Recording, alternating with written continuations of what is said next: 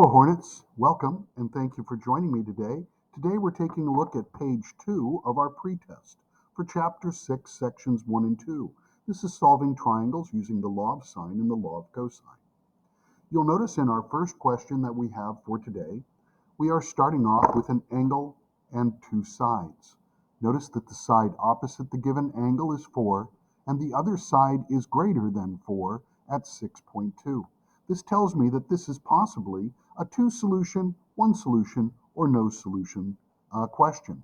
I'm going to go ahead and I'm going to just try this as if it were a two solution.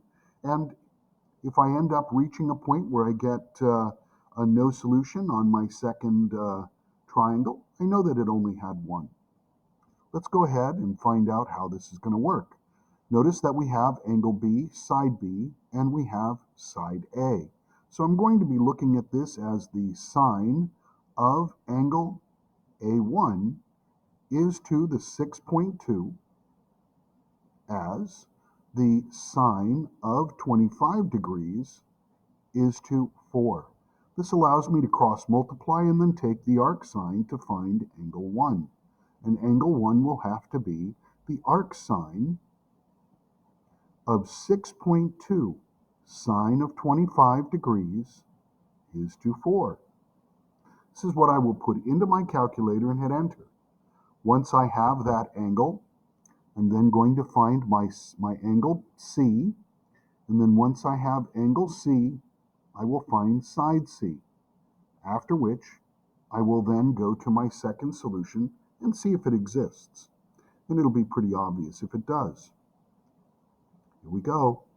Second function sine of 6.2, so let's get our fraction in there. 6.2 sine of 25 degrees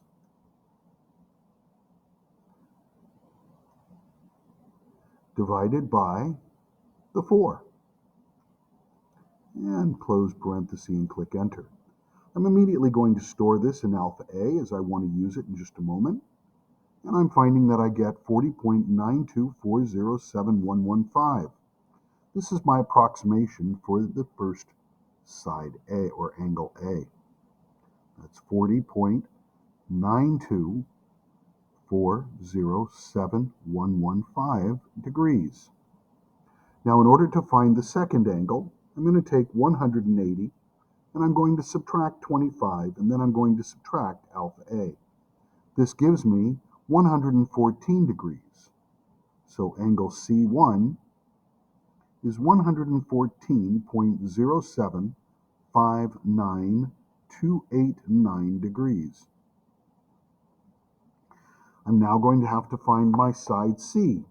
Now, as we did before, we're going to use the same information here, but we're using angle C1, and it's going to be over our side C, which we will then solve for.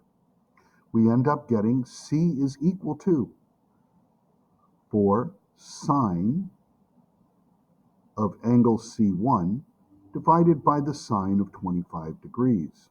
Now, because I've already stored C1 in my calculator, I'm just going to go ahead and use that. So I have alpha y equals, to get my fraction, 4 sine of angle C, which I put in alpha C, and I'm dividing it by the sine of 25 degrees.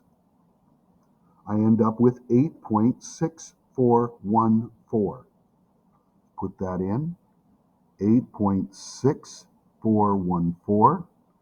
We have our angle A is 40.9240 degrees, and angle C we found to be 114.0759 degrees.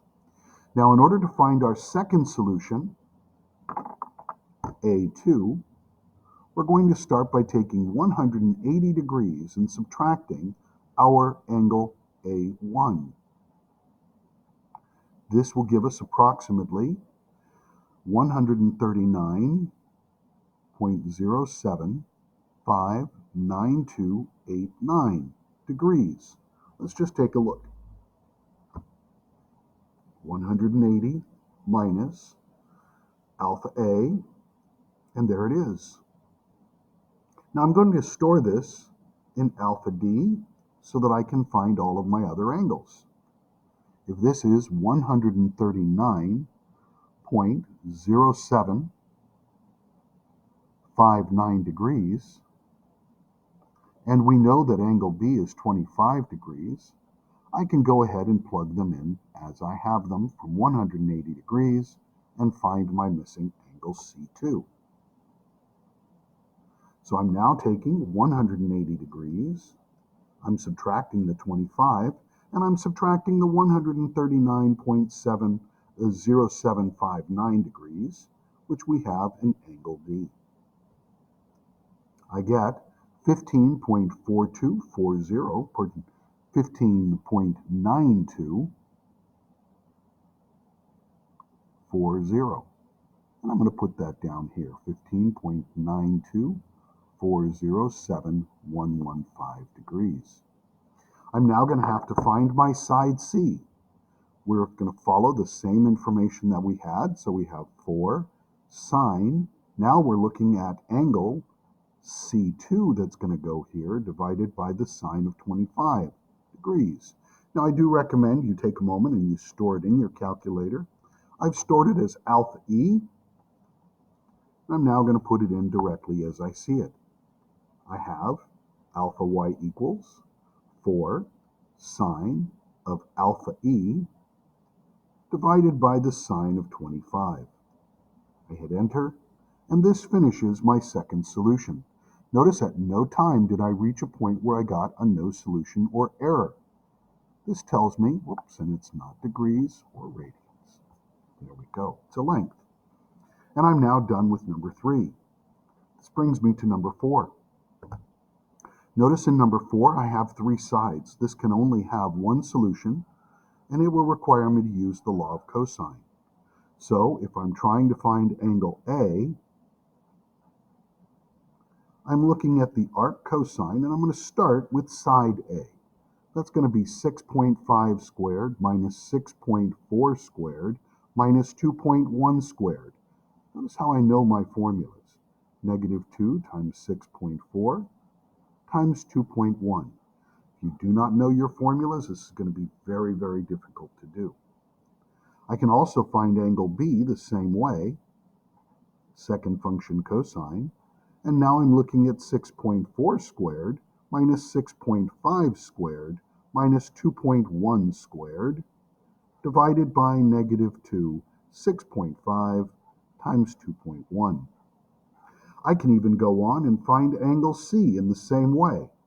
Angle C has to be the arc cosine of 2.1 squared minus 6.5 squared minus 6.4 squared divided by negative 2 times 6.5 times 6.4. Now, by putting these into my calculator, I will find each angle one at a time. Here we go. Second function cosine of the fraction. 6.5 squared minus 6.4 squared minus 2.1 squared all over negative 2 times 6.4 times 2.1. Click enter. I get my first angle, 83.3345, 7274. I'm going to go ahead and I'm going to write that in. 83.3345. This is degrees. I'm now going to go to the arc cosine, second function cosine, alpha y equals, and I have 6.4 squared minus 6.5 squared minus 2.1 squared, all over negative 2 times 6.5 times 2.1. Now you'll notice the angle that I'm looking for has the very first letter in it that's equivalent.